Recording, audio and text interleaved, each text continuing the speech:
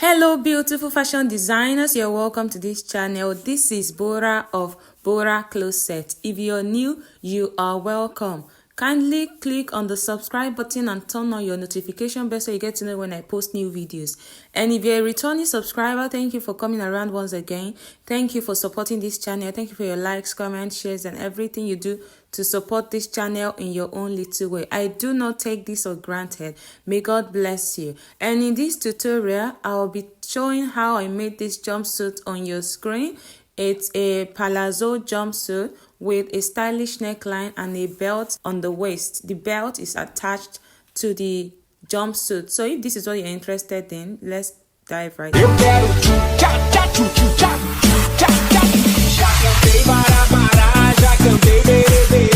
So I'll be making this style with these two, and they have trousers of flowery crepe. I'm going to be using this pattern paper first because you might not really see the markings on the fabric. So this is just my little way of showing you what I'm about to do on the fabric with this paper, so kindly follow.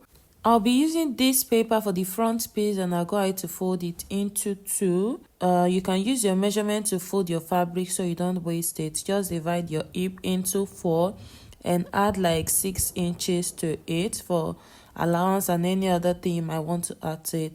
Then you fold. So this is the waistline here. The waistline is the starting point of the draft, and then I'm going to mark my hip divided by 4 on the waistline, which is 10.5. My hip is 42, and I'll go ahead to mark that on the hip line itself and on the crotch line. So you measure your crotch line from your navel to your under the pubic area. That's where your crotch line is, and that's the 3 line I have here, and I'm going to make a straight line over all of them. This is the hip line, and then this is the crotch line. Then I'll connect the 3 of them, the waistline, the crotch line, the hip line, with a straight line. When I get to the fabric, I'm going to add the pleated part, that pleated straight line you see on the palazzo, on the jumpsuit. I'm going to add it to the measurement. So I added like 3 inches, but if you want to do it, add more, because I discovered that I could have added more inches for it to fold very well on that pleated straight line on the style. After drafting it like this, you create a curve to make the crotch depth. Then you use the entire measurement down. If you want it wider, you can add to it, but the size of your hip, whatever you have on your crotch length at the top of this, is enough to have that freeness down there. So you just make it a straight line, no curve.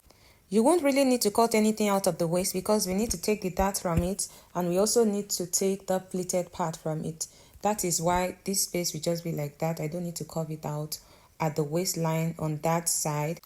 This is what the 2 front pieces will look like when you're done cutting, and I'm labeling it just like that: the hip line, the crotch line, and the waistline. Don't forget that we didn't cut anything out of the waistline because you're going to be pleating it, and that is what you see me doing here. So by the time you pleat, it's going to give you the measurement of your waist. By the time you pleat and hold your dart, so you just do 1 pleat, and that pleat you're going to iron it all the way down. I'm going to show it on the fabric very soon. So you just pleat it like that all the way down. You do it for the second leg also, and this is what the 2 of them will look like. For the back part, you're just going to fold another fabric that is wider, a bit wider than the front fabric, like the one you folded for the front, and place the front pattern on the back pattern. It's just little alterations I'll be doing here. For instance, we're going to be extending the upper measurement of that waist by like 1.5 inch, so that when it will not pull down at the back, so that there will be enough space at the back for us to join. And then you're going to add to the crotch a bit, and then you add the allowance. So this is basically what the back will look like. There is nothing much, and you're not adding more allowance on the waist, and there is no pleating at the back, just the dart will be at the back. So that is why we don't need to add more allowance to the waist measurement. These are all the 4 pieces cut out already. Now to the fabric, I folded 16 inches, which is 42 divided by 4 plus 6 inches. It's supposed to be 16.5, but 16 inches is okay. So I'll measure my hip on all the lines, just like I demonstrated on the paper. So that 10.5, 10.5, 10.5, I'll do it on the waistline, do it on the hip line, and do it on the crotch line. And that's what you see me doing. And then you cut it out after curving. I'm not going to waste much time here, just follow what I'm doing closely. I've already demonstrated everything on the paper. You cut this into two. So this is it. These are the two pieces. I also added the pleated measurement to it, the one that will be pleating. For the back pieces, fold another fabric wider than the one you folded for the front, and then place one of the front pieces on it, and up there you extend it, just like I said earlier. You extend it to be longer at the top like this. You curve just like that. We add some sewing allowance. You really don't need much allowance. You're also going to be extending the crotch length a bit so it's longer than that of the front. And then you take your allowance from the crotch length down. You can add 1 or 1.5 inches of allowance, or 2 inches at most. It should not be more than that. And then you can cut it out. So when you're done cutting, you will have these two pieces for the back. The front pieces and the back pieces are ready for the down part. So I went ahead to iron out the pleat. This is what it's going to look like. You can add more allowances to it because I discovered that the 2 inches that I did was not enough. It did not fold well. So you can make it like 4 inches or 5 inches when you want to make that pleat on the style at the front. The pleat is only at the front, not at the back. So you just use your iron to press it all the way down on that. And then these are the pockets that I'm going to be attaching to it. It's just like you cut it like a square and then you curve it down there. You can see the pockets on your screen, one for each side. And this is how you're going to place it and attach it to the both sides. Now for the upper parts, this is what I'm trying to do on your screen, this diagram on your screen. So this is like the length, that is the half length I'm measuring, and that is the back. So that's the starting point. The back will reach there, and then the sleeve, my sleeve length, I also mark it on that starting line, and then from there I'll mark my bust point because I'm going to be curving it and connecting. And this is the neckline on your screen. So the neckline I use is 3 inches by 3 inches, and then you curve it, you do the shoulder slope up to the sleeve length. If you know how to cut a boo-boo gown, it's just like that. So we'll be curving that, and that is the bust line. I really don't need that. I just need to know how to use it to curve. But all I'm doing on the fabric is right there on the paper that I put on the screen for you to see. So that is what it's going to look like. The upper part is a cut together sleeve pattern. So, and it's just as straightforward as that. So everything I'm doing, you see it on the paper, and then I'm going to cut it out like that. So follow as I cut.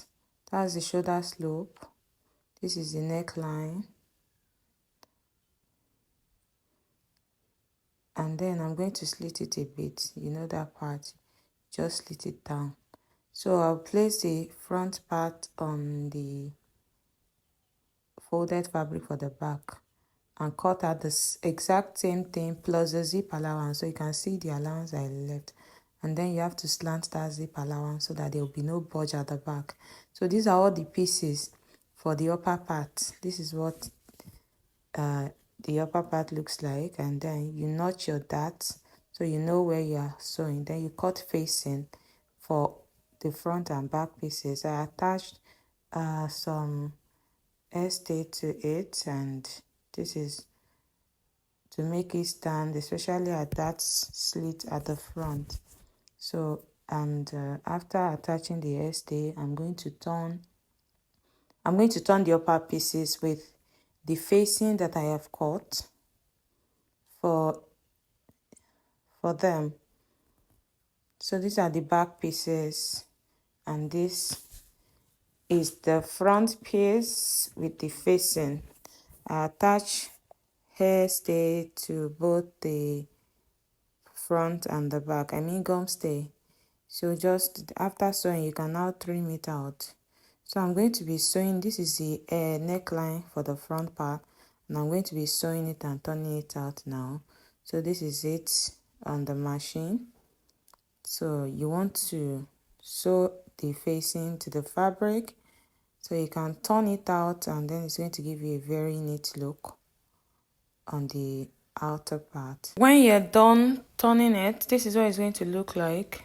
So you can use scissors to pull out the corners, and then this is what you're going to have at the end of the day. This is a neckline for the front part with that slit that we created. So the slit can be as long as you want. This is just 3.5 inches that I used because I don't want my cleavage showing. And this is the front piece now after turning it out and holding the dart. Look at the dart. I've held the dart at the part where I notch for the dart. And then the back pieces, I already turned them out too. I didn't use stay for the back pieces, only for the front piece because of that neckline at the front.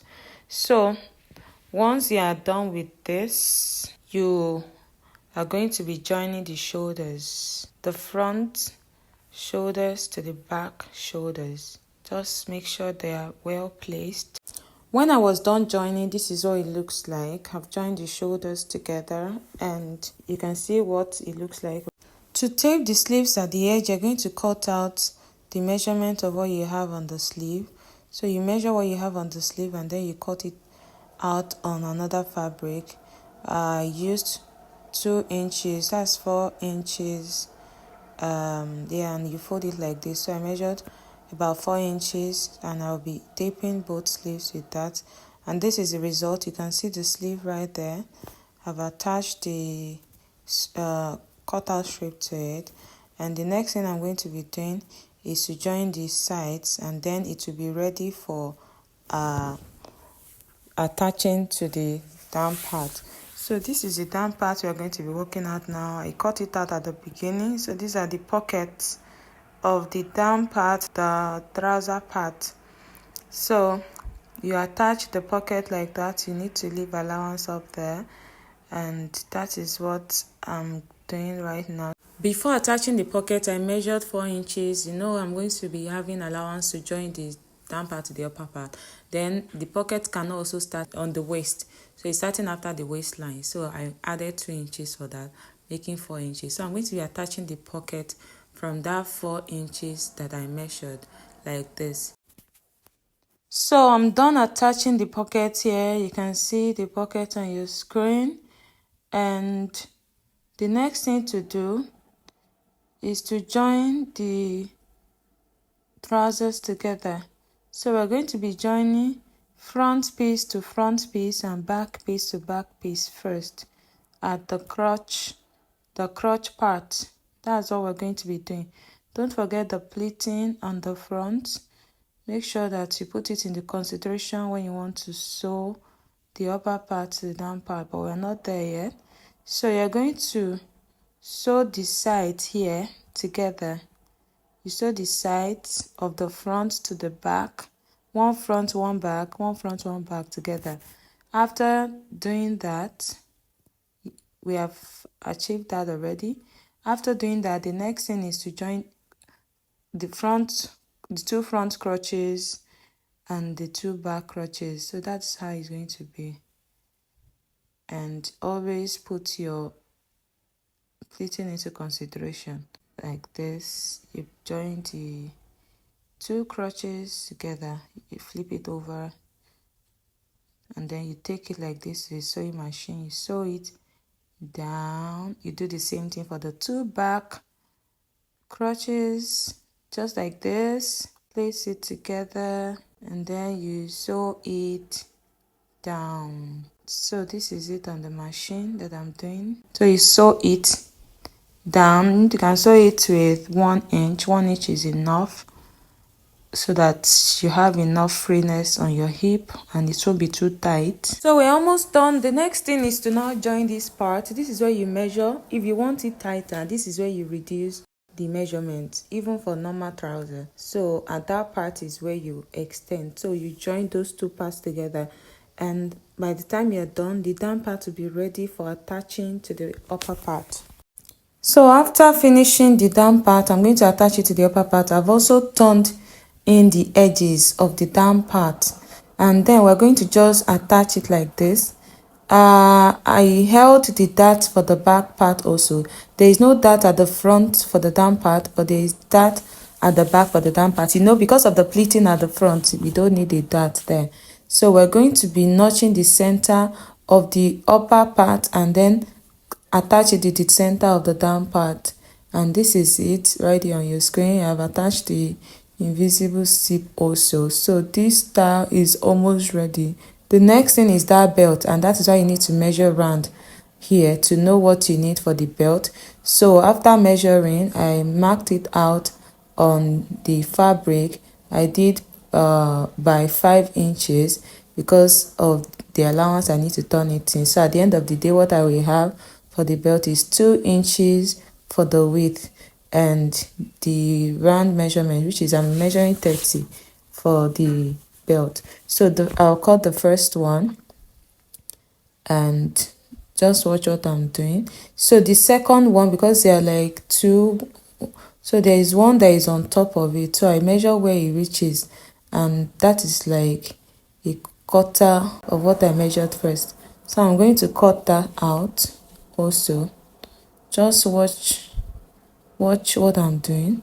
I'm trying to create the V-shaped belt and the normal one. So this is what I have. I'm going to cut this into two and then place them on this gum stay and press them down. So I have two pieces for that one that looks like a V belt, and then this is a long one that is under these two. Okay, and then we go ahead to cut them all out. You can press again if it's not well